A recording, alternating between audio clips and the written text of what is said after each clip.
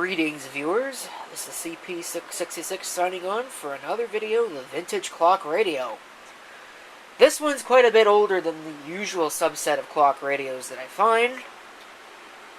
You can see here it's got an analog display, completely analog. Sleep timer up here, which is significantly messed up. Not much I can really do about it. And of course there's a mode switch down there, music and alarm. So I imagine that this probably had a buzzer in it once upon a time, as well as on for the radio. There's the band right down there. It is old enough that it predates the use of hertz. You see the C, MC, and KC stands for kilocycles and megacycles, which is really what it is. Sears, solid state, with auto frequency control. Speaker's right behind there. It's actually an oval speaker. I'm not sure how well you can see that. Volume and tuning. It's kind of like a very space age-esque design, except without the very fancy, spacey kind of deal. This just kind of reminds me down here of the space age style of appliances. Power cord. Push in for alarm set, pull out for time set, and I found out quite by accident, there is an arrow here, and that is the only way that you can go. You can't actually go backwards because you will undo this knob, and then you'll be left wondering why it's turning, but yet the dial is not doing anything. External FM antenna, if you so desired. This is a Silvertone transistor radio.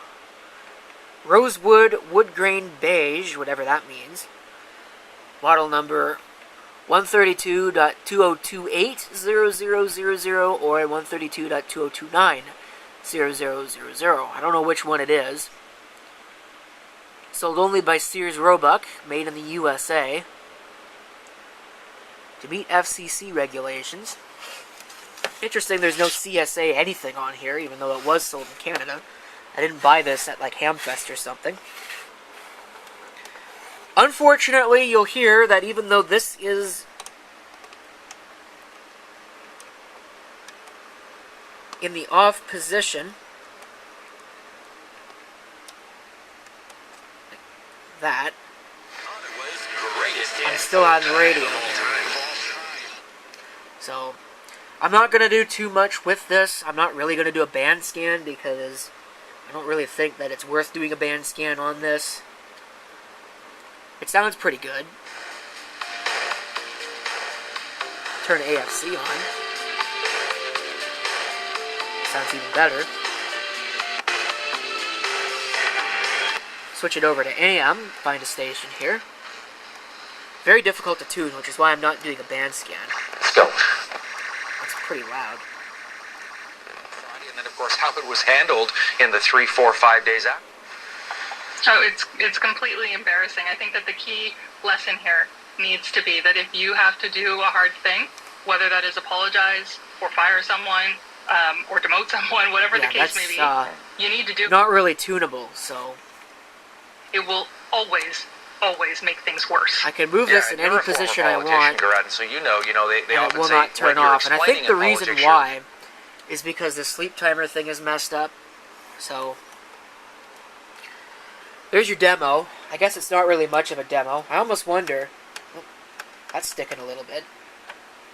That's the snooze button up there. I gave $10 for it. I guess that's not bad when you consider that in antique stores these kinds of things tend to fetch 20 plus. Sometimes even a lot more than that. I've seen some pretty outlandish prices on things in antique stores, so. But, either way, there's your Sears Silvertone solid-state clock radio.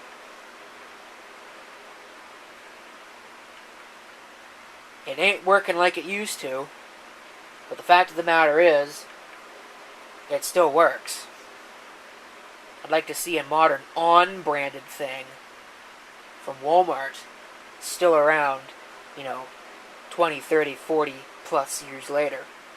You just don't see that anymore. Thanks for watching, and if you have any comments, feel free to leave them down below.